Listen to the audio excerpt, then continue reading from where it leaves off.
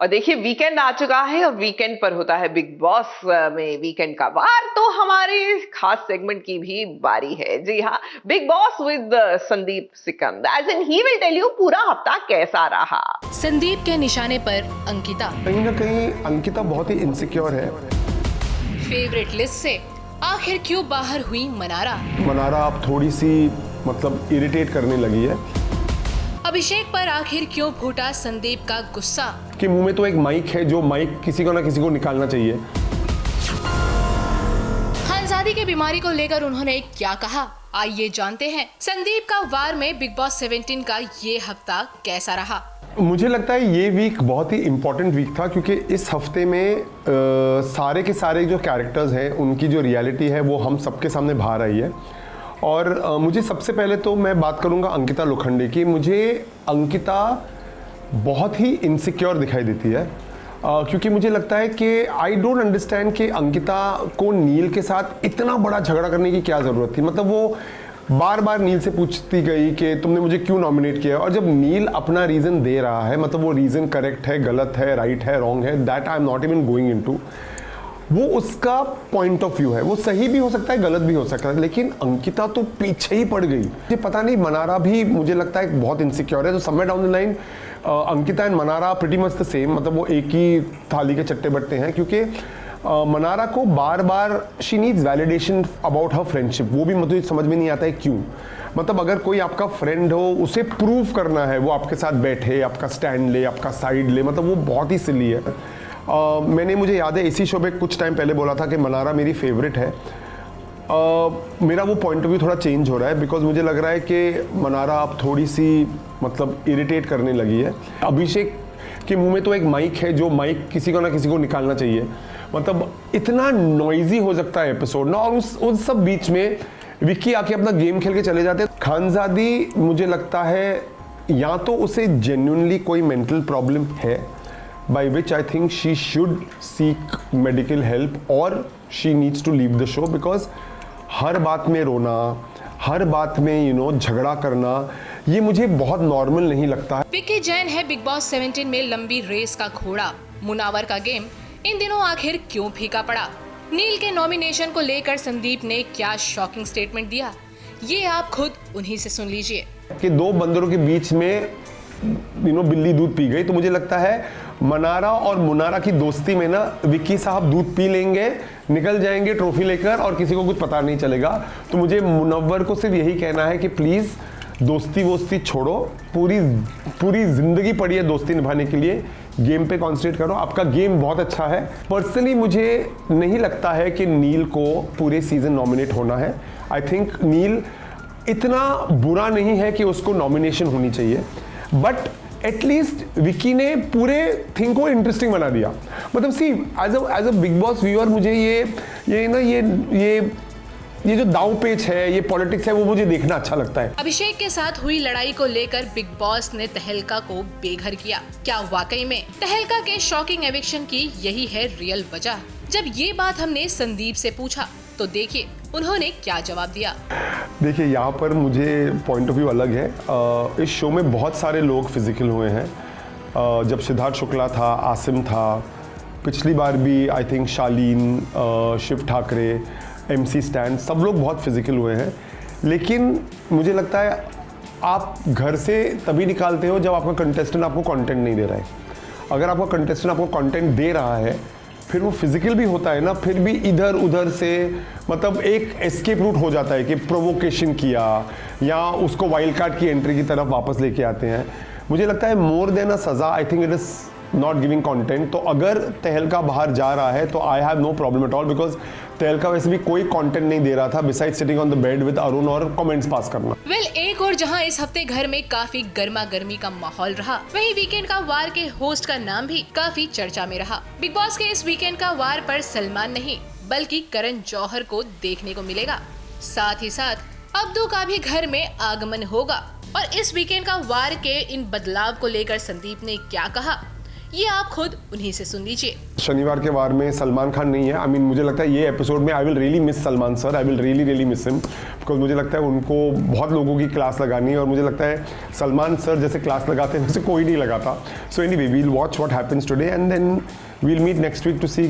तो अब्दू जितना भी स्वीट है, जितना भी क्यूट है, जितना भी लवेबल है, अब्दू को हमने पिछले साल देखा, बहुत अच्छा था, बहुत मज़ा आया, इट वॉज वेरी गुड। अगर उसको फिर से भेजोगे तो मुझे कोई नॉवेल्टी फैक्टर तो दिखाई नहीं देता है। मुझे लगता है कि वो सेम चीज़ करेगा, वो ऐसा कुछ अलग नहीं करेगा जो हमने ऑलरेडी पिछले सीजन में नहीं देखा है। तो मेरे लिए ये जो एंट्रीज होती है ना 1-2 दिनों के लिए मेरे को बिल्कुल एक्साइट नहीं करती हैं, बिकॉज वो एक ऐसा तड़का है जो थोड़ा सा ओल्ड हो गया है। बिल्कुल मिलाकर कह सकते हैं कि बिग बॉस 17 का ये हफ्ता भी गेम को लेकर काफी ठंडा नजर आया, क्योंकि इस हफ्ते घर का हर सदस्य सिर्फ झगड़ा करता हुआ दिखाई दिया और घर वालों ने अगर अपने गेम की स्ट्रेटेजी में बदलाव नहीं किया तो आने वाले समय में ये तय है कि उनके लिए ये सफर काफी मुश्किलों भरा होगा। खैर, अब्दू के आगमन से घर का तापमान कैसा होगा ये देखने के लिए आप सभी को हमारे साथ बने रहना होगा। मुंबई से पूजा तिवारी मिश्रा की रिपोर्ट।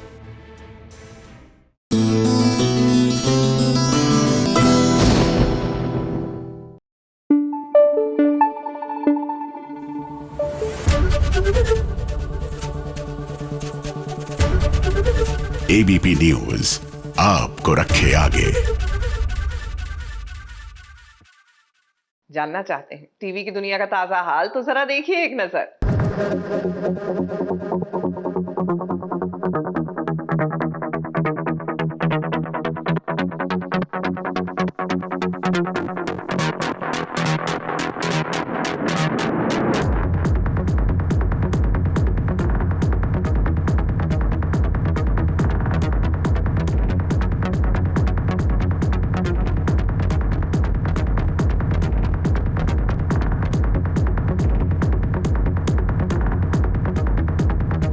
रुको जी, अभी अग्नि परीक्षा खत्म नहीं हुई है। इस सीरियल की बहू भाई सीरियल में लौट आई है और जैसा कि ये बहू इतने दिनों से गायब थी तो ऐसे में अब बड़ी दादी है ना, उनका कहना है कि इतने दिनों से ये कृष्णा घर के बाहर रही है और वो अब आई है तो उसे अपनी पवित्रता साबित करनी होगी, जिसके लिए उसे अग्नि परीक्षा देनी होगी।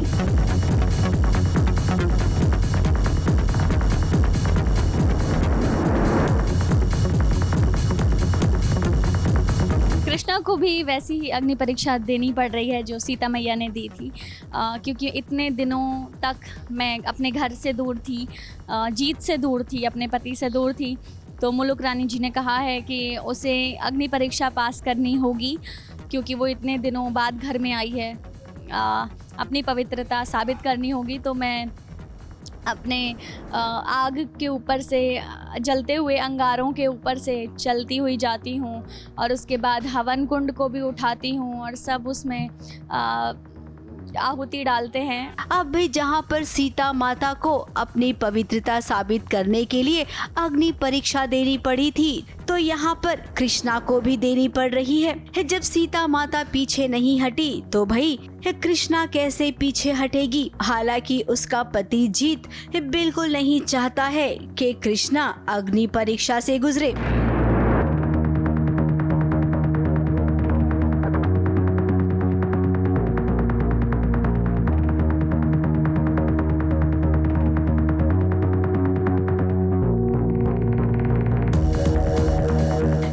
अगर बात करेंगे कृष्णा की बहन गौरी की, तो उसका जो जवाब है ना वो समझ में आ रहा है। ऐसे तो वो बोल रही है कि मैं अपनी बहन का साथ दूंगी, लेकिन अंदर ही अंदर वो ये चाहती है कि कृष्णा अग्नि परीक्षा से गुजरे। हम नहीं चाहते पूरा समाज ऊपर उंगलियां उठा, उसी किरदार पर उंगलियां उठाए, इसलिए हम चाहते हैं कि वो ये अग्नि परीक्षा अच्छे से पास करे। अब इस अग्नि परीक्षा को देखकर आपको सच में लगेगा कि आज के जमाने में भी ऐसे लोग करते हैं। अब कृष्णा पवित्र है, उसने कभी भी कोई गलत काम नहीं किया है, ये तो हर कोई दावे से कह सकता है, लेकिन सीरियल में जब ड्रामा करना हो तो भाई ऐसा ड्रामा करना पड़ता है। फिलहाल इस अग्नि परीक्षा को पार कर लिया है कृष्णा ने। तो कृष्णा ने परीक्षा दे दी है और हर परीक्षा में महादेव के आशीर्वाद से वो सफल हो जाती है। अब जीत के लिए तो पहले गौरी थी और अब तो गोपाला भी आ गई है, तो कृष्णा को अब दो लोगों से निपटना पड़ेगा। मुंबई से स्नेहिल यादव के साथ एबीपी न्यूज रिपोर्ट।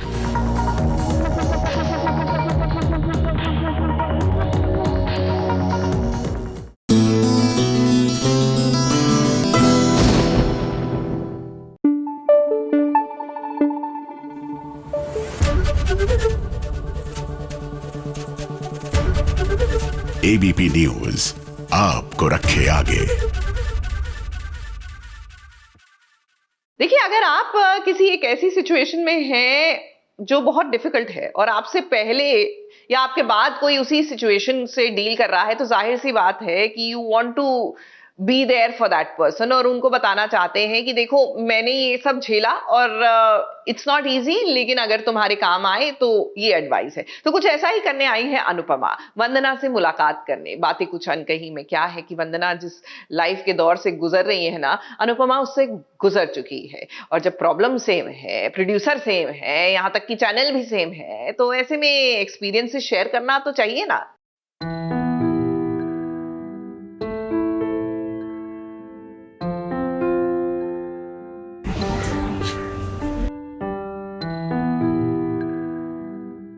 माँ पापा बन के बुरा सर और मैं ये रिश्ता समझ गई, क्या ये दुनिया हमारा रिश्ता समझ पाएगी?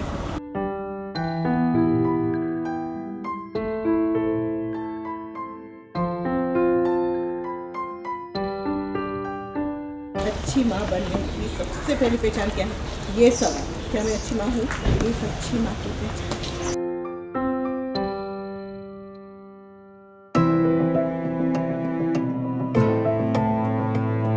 तारा ने तुम्हें माँ बना दिया।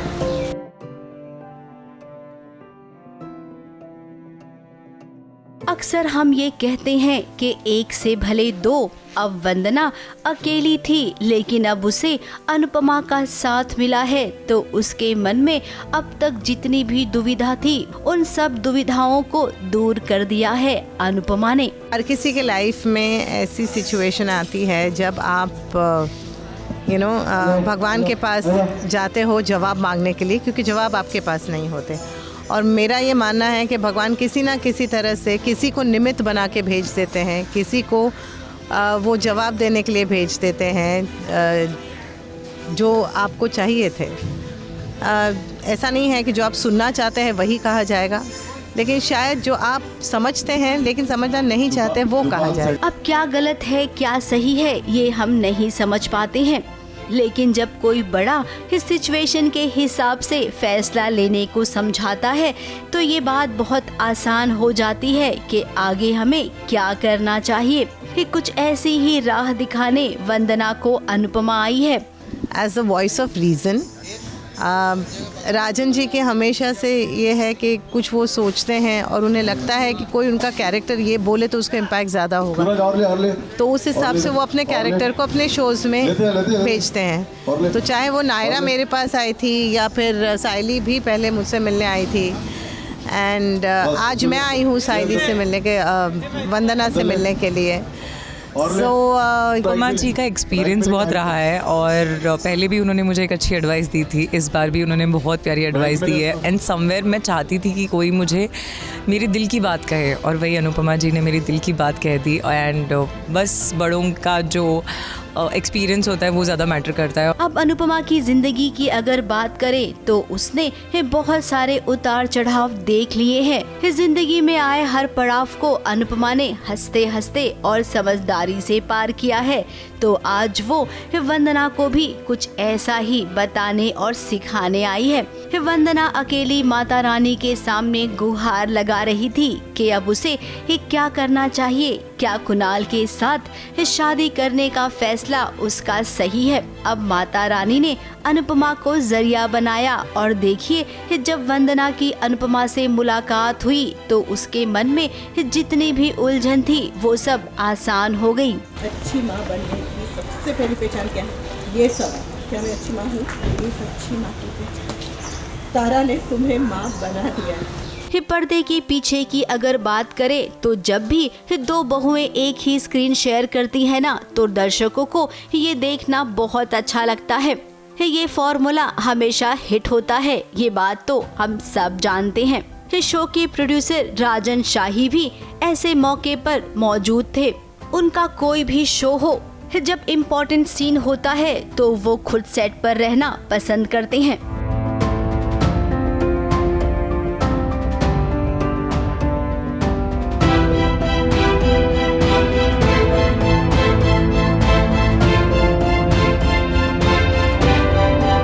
और ऐसा होना भी चाहिए। और जब प्रोड्यूसर अपने शोज का जायजा लेते हैं ना, उस वक्त कलाकारों के मन में ये बात जरूर रहती है कि हाँ, हम सब एक साथ हैं। मुंबई से सोनू शुक्ला के साथ एबीपी न्यूज रिपोर्ट।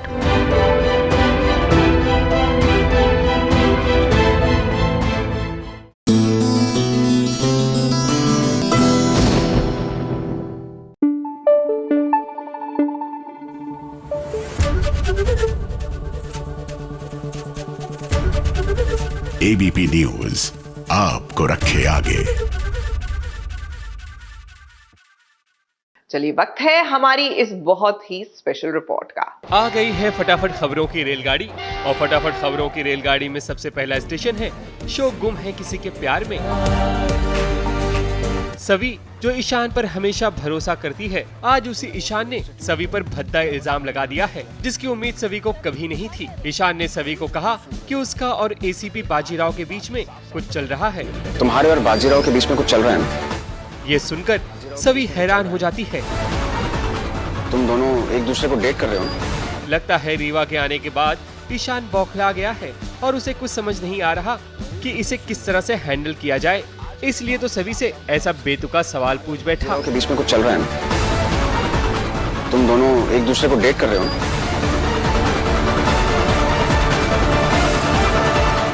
फटाफट खबरों की रेलगाड़ी में अगला स्टेशन है शो अनुपमा।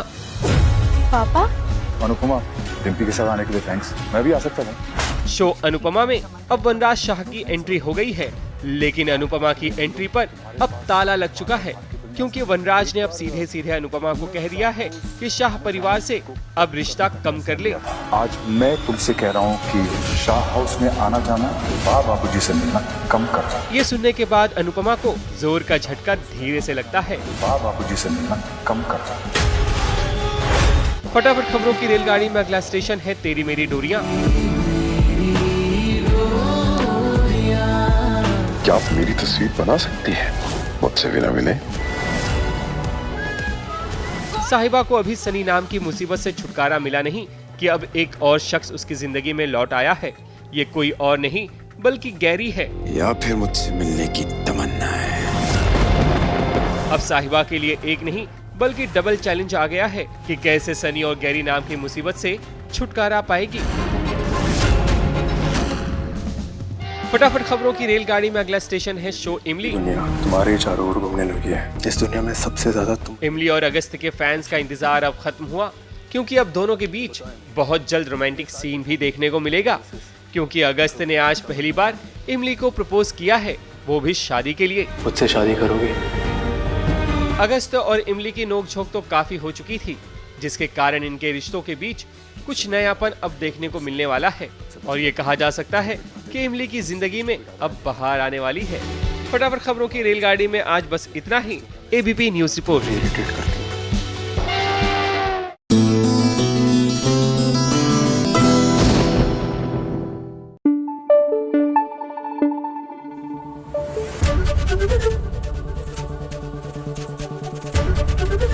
एबीपी न्यूज आपको रखे आगे। सीरियल परी नीति में परी की शादी होने जा रही है संजू के साथ, और हालांकि परी चाहती नहीं है कि वो अपनी दोस्त की फीलिंग्स को इस तरह हर्ट करे, लेकिन क्या करें, जो राइटर ने लिखा है वो तो होगा ही ना। लेकिन उससे पहले होगा परी और नीति का फेस ऑफ।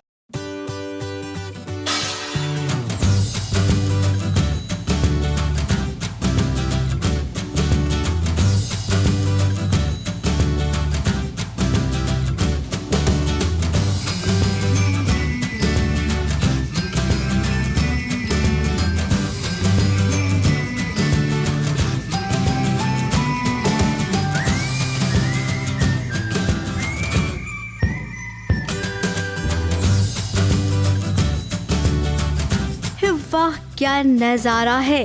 कल तक जो संजू उर्फ राजीव की पत्नी थी यानी कि नीति, आज देखिए जब परी और राजीव की शादी हो रही है तो उन्हीं की शादी में वो डांस कर रही है। अब परी को उसकी जिंदगी की खुशियाँ मिल रही है जिसमें ये पूरा परिवार खुश है। अगर कोई दुखी है तो वो है नीति। अपने दुख को वो यूँ डांस कर करना जाहिर करना चाहती है। सीन यही हो रहा है कि यहाँ पर मेहंदी सेरेमनी चल रही है परी और संजू की, जो कि नीति को नहीं लगता कि ऐसा कुछ होगा। वो जनरल अपने डाइवोर्स के पेपर्स देने आती है संजू को, और उसे लगता है कि जब मैं यहाँ आऊँगी डाइवोर्स के पेपर्स लेके तो संजू को बहुत बुरा लगेगा और वो उसे रोक लेगा। बट यहाँ पर आकर वो देखती है कि यहाँ पर तो संगीत चल रहा है, यहाँ पर इनकी मेहंदी चल रही है, तो वो बहुत ज़्यादा अपसेट हो जाती है, दुखी हो जाती है, गुस्सा आता है उसे, रोना आता है, सब वो हर्ट है बुरी तरह से, क्योंकि उसने एक्सपेक्ट नहीं किया था कि संजू सच में परी से शादी करने लगे। संजू उर्फ राजीव की आंखें खुल गई है कि नीति ने अब तक क्या क्या किया है परी और उसके घर वालों के साथ। राजीव और नीति दोनों गुस्से में थे और गुस्से गुस्से में तलाक भी हो गया इनका। अब जब तलाक हुआ है तो नीति को लगा कि जाती हूँ ना संजू के पास, वो मान जाएगा, उसे मैं मना लूँगी। और जब वो यहाँ पर आई तो उसने देखा कि यहाँ पर तो राजीव परी के साथ शादी करने को तैयार हो गया है। फिर क्या, उसका माथा ठनका और देखिए कि कैसे उसने मेहंदी भी खराब कर दी, लेकिन उसकी खराब की हुई मेहंदी इस शगुन की मेहंदी बन गई। इसको रियलाइज़ होता है कि जो ये परी के साथ कर रहा था गलत कर रहा था, और परी का जो अधिकार है, सम्मान है, और ये वो सम्मान उसको वापस मिलना चाहिए, और जो भी चीज़ें उसके साथ वो गलत कर रहा था तो उस चीज़ को उसको रियलाइज़ हो गया बेसिकली संजू को। तो संजू ने, जो कि राजीव है, राजीव ने परी से जाके पूछा कि तुम मुझसे शादी करोगे, बिकॉज़ जो उसके पेट में बच्चा है और वो नहीं चाहता कि उसका कोई उसके जो बच्चा होगा उसके कोई फादर ना हो, या अगर मैं बच्चा रख लूँ तो उसकी मदर ना हो। सो परी हाँ कर देती है। अब ये ड्रामा यहीं तक सीमित नहीं रहा, बल्कि आगे भी खूब तानेबाजी हुई, जहाँ पर जब मौका मिला नीति को तो वो परी को बातें सुनाने लग गई। अभी तो अपनी बेस्ट फ्रेंड के हस्बैंड को इसने जाल में फंसाया और आज इससे शादी करने जा रही है। ये शादी मुझे दिखाने के लिए कर रही है। तुम भी संजू की तरह दिखावा कर रही है शादी का। तू और संजू दोनों ही एक नंबर के धोखेबाज और झूठे इंसान। जोड़ी खूब अच्छी जमेगी तुम दोनों।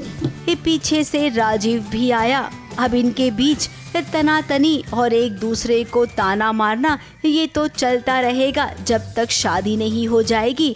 क्या बात है, जीजा जी भी आ गए? क्यों, परी की हेल्प करनी? संजू हाथ छोड़ो मेरा। संजू, राजीव और परी की अब देखना ये होगा कि इस शादी में ऐसा कौन सा ट्विस्ट आता है, क्योंकि ये छोटे पर्दे की शादी है और अब तो हीरोइन की शादी हो रही है, तो भाई इसमें बहुत बड़ा ट्विस्ट आएगा, ये तो पक्की बात है।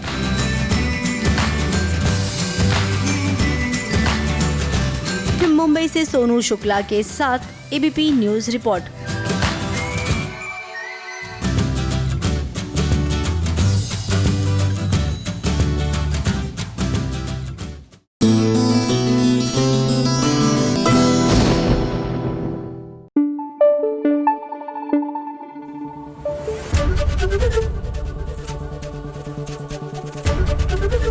एबीपी न्यूज आपको रखे आगे।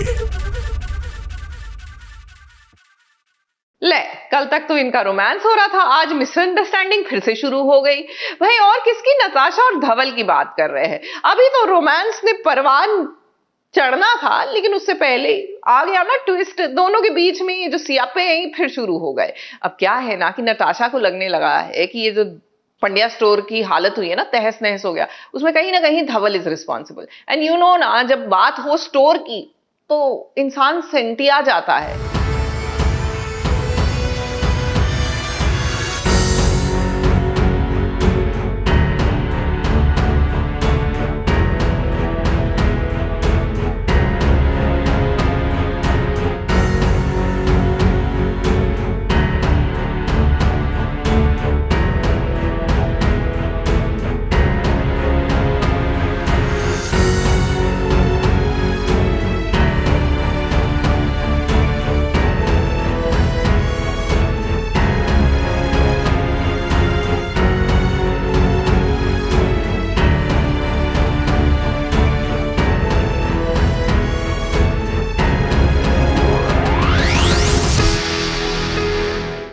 पंड्या स्टोर के टूटने के बाद जैसे मानो हर किसी का रिश्ता एक दूसरे के साथ टूट गया हो। अब भाई बहन एक दूसरे के लिए जान छिड़कते थे, आज वही एक दूसरे से अलग हो गए हैं।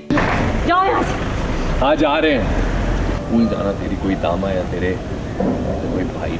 मैंने इतना सपोर्ट किया है उसे, और आज मुझे कहती है कि तुम क्यों आए यहाँ पे, चले जाओ। तो बहुत मतलब ये शॉकिंग था मेरे लिए काफी। तो तोड़ा भी और ऊपर से बोल रही बोल भी रहे, ठीक है तुम यहाँ मत आओ, ये वो। तब से पंड्या स्टोर टूटा है, हर जगह पे केओस ही मचा हुआ है। और नताशा का भी अलग से चल रहा है, मेरा, सारे फैमिली का, अमरीश भाई। धवल और नताशा जो अपनी शादीशुदा जिंदगी में प्यार की तरफ बढ़ रहे थे, उनके बीच भी दरार आ गई है। और ये सब कुछ धवल के भाई ने किया है। धवल को कहा कि इस पेपर पर साइन करवा लो नताशा के, अपने ही भाई के साथ चीटिंग की। पंड्या स्टोर टूटता है तो मैं जाकर कंप्लेन करता हूँ, टूटता है तो नताशा मेरे ऊपर सवाल उठाती कि तेरी वजह से हुआ है, तूने ही साइन करवाया। हालांकि ये सब तो मुझे कुछ पता नहीं होता, लेकिन कुछ लोगों ने मेरे कंधे पर बंदूक लगा कर ये सारी चीज़ें की है, तो मैं घर पे जाता हूँ, कुछ तोड़ फोड़ करता हूँ। हालांकि मुझे ऐसा लगता है कि हर कोई अपने अपने जगह पर सही है, मेरा पॉइंट ऑफ व्यू भी सही है, मोड्स का भी सही है और नताशा का भी सही है, लेकिन अलग अलग तरीके से, सबके तरीके अलग है। और वहीं नताशा को ये लग रहा है कि जानबूझकर धवल ने उससे पेपर पर साइन करवाए हैं। सड़कों पर अकेली घूम रही है नताशा, भाई ढूंढ रहे हैं कि कहाँ गई। और जब नताशा मिली तो देखिए पंड्या स्टोर के पास मिली, वो पंड्या स्टोर जो सबकी जान थी। हमें ऑब्वियसली यही लग रहा है कि नताशा ने वो पेपर्स पे साइन किया और फिर पंड्या स्टोर हमारा टूट गया, तो गुस्सा तो आएगा ही, क्योंकि हमें लगता था कि नताशा ऐसा कुछ नहीं करेगी, बट अब ऐसा कुछ किया है तो भाइयों का गुस्सा होना तो बनता है ना, बिकॉज हमारी रोज़ी रोटी उसी से आती थी और वही टूट गया। अभी तक वो पता नहीं चली, बट हाँ कहीं ना कहीं दिमाग में ये चीज़ है कि शायद किसी रीज़न से किया होगा, बट यू नो जब ऐसी कोई चीज़ होती है तो दिमाग ऐसा चलता नहीं है, आप हमेशा रिएक्ट करना चाहते हो। तो यार अभी तक वो पता नहीं चला कि क्या मजबूरी। अब उससे सूझ नहीं रहा है कि वो करे तो क्या करे। अपने भाइयों से भी कह रही है कि यहाँ से चले जाओ, और वही दूसरी ओर धवल के भाई ने खुद का ही एक्सीडेंट प्लान कर लिया है, वो भी झूठा वाला, ताकि नताशा की तरफ किसी का ध्यान ही नहीं जाए। अमरीश मखवाना की गाड़ी सर, हमारे भाई। ठीक है, हमें एक जैकेट मिला है, ये जैकेट आपके भाई की है। ये अमरीश भाई की आप लोग सर वो है, कहाँ बताइए ना प्लीज। घर से मुझे कॉल आता है, ये पता चलता है कि अमरीश भाई घर छोड़ के चले गए, और हम जब बाहर जाते तब हमें ये कुछ गाड़ी में खून के धब्बे दिखते। ऑब्वियसली हुआ ही होगा एक्सीडेंट, और हम जाके देखते खून वून है। अभी पता नहीं मोट्स के साथ क्या हुआ है, अभी आगे पता चलेगा कि मोट्स है कहाँ। मैं ढूंढने निकला हूँ, सब लोग ढूंढ रहे हैं। हर किसी का रिश्ता दांव पर लगा है। ऐसे सिचुएशन में अब कोई कुछ क्या कर पाएगा, ये तो कह पाना अभी बहुत ही मुश्किल है। मुंबई से प्रिया धवड़े के साथ एबीपी न्यूज रिपोर्ट।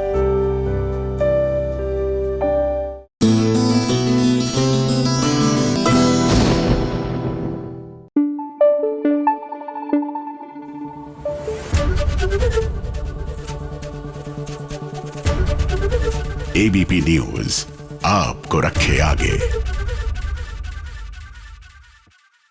लाइफ में अगर झगड़े ना हो तो यानी कि लाइफ में कहानी ना हो। आई मीन सीरियल्स की लॉजिक को देखा जाए तो यही बनता है ना, क्योंकि सीरियल में जब तक सियापे नहीं होते भैया सीरियल की कहानियां तो आगे बढ़ती ही नहीं है। शादी होने वाली है अरमान।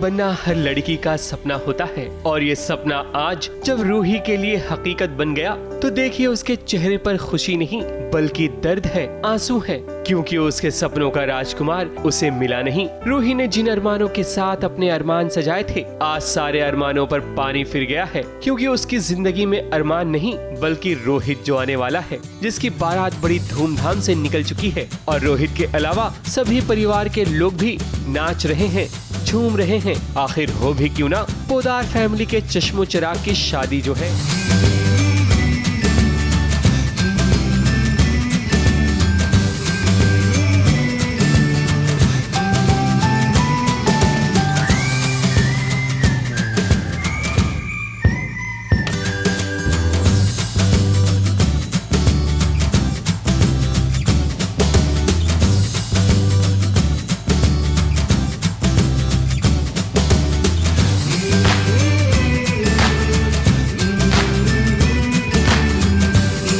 मेरा लुक एक जैसे राजाओं का लुक होता है, एक बिल्कुल रॉयल ग्रूम, तो बिल्कुल वो लुक है। एंड आई थिंक मैं इसको बहुत अच्छे से कैरी भी कर रहा हूँ। रोहित बहुत ही ज़्यादा एक्साइटेड है क्योंकि उसकी रूही से शादी होने वाली है और अभी आपने जैसे देखा ही होगा डांस वांस करके आ रहा है, एकदम एक्साइटमेंट में आ रहा है। या तो नचनिया बना दिया जाता है जिनको नहीं आता है, या फिर बोनाफाइड को लिया जाता है हमारे, और घूमर करना ही पड़ता है हमें। शादी में हर कोई शाही लिबास में नजर आ रहा है। दादी का लुक हो या रोहित की माँ का, हर लुक बड़ा ही खूबसूरत लग रहा है। लुक तो बहुत ही लाजवाब है, बहुत ही रंगीन है, बहुत सुंदर कलर्स हैं मेरे घाघरा में आप जैसा देखते हैं, और बहुत भारी घाघरा है, इतना आसान नहीं है इसे पहनना और इसके साथ डांस करना। खूब सुंदर यहाँ पर कुंदन की बैंगल्स हैं, बोंडा पहना है, नथ है, ज्वेलरी खूब अच्छी है और बहुत सुंदर लग रहे हैं, हम सब लोग बहुत सुंदर लग रहे हैं। तो बोर है और अच्छी ज्वेलरी है, पूरा भरा हुआ है, कान चेन है एंड ये चनिया चोली है। रूही भले ही उदास हो लेकिन उसका दुल्हन वाला लुक बड़ा ही खूबसूरत लग रहा है और रूही पर खूब जच भी रहा है। ज्वेलरी से लेकर मेकअप से लेकर कॉस्ट्यूम तक सभी चीजें ग्रैंड शादी के हिसाब से फैबुलस लग रही है।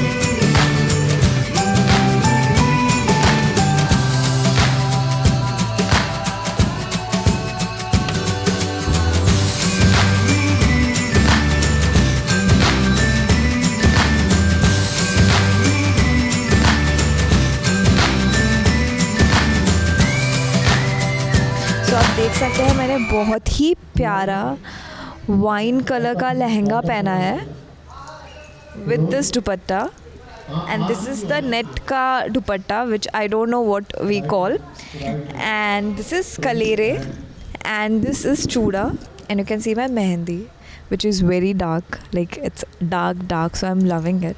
I'm actually loving my look. सिर्फ एक ही पहना है मैंने, अब ब्लाउज़ भी मेरा बहुत ही काफ़ी ज़्यादा सिंपल है। इट जस्ट द लहंगा, उसका कलर बहुत ज़्यादा प्यारा है, सो उसकी वजह से मुझे ज़्यादा कुछ ऐसा पहनना नहीं पड़ा।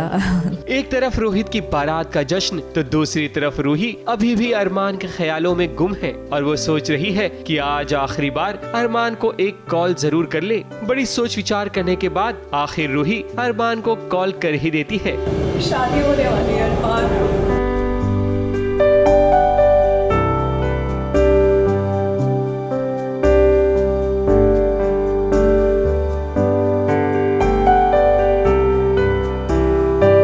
सबको पता है, अपने प्रोमो में तो देख ही लिया था कि रूही किससे शादी करती है, तो वही जो अपने प्रोमो में देखा था वो आज सच में हो रहा है दैट मैं फाइनली उसके भाई से शादी कर रही हूँ। टर्न एंड ट्विस्ट आएगा जब बहू घर में आएगी, फिर अरमान और रोहित को तो कुछ पता नहीं है, रूही भी आ रही है, so I think there be a lot of drama. अभी तो ये ट्रेलर है, क्योंकि असली ड्रामा तो रूही की ससुराल में शुरू होगा, जब रूही के अलावा अभीरा भी अरमान के साथ दुल्हन बनकर पोदार फैमिली में एंट्री करेगी, तब ये तमाशा देखने लायक होगा।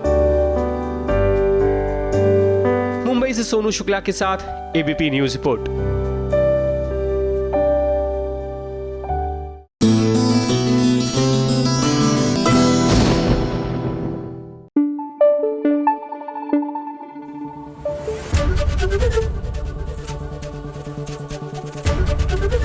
एबीपी न्यूज आपको रखे आगे।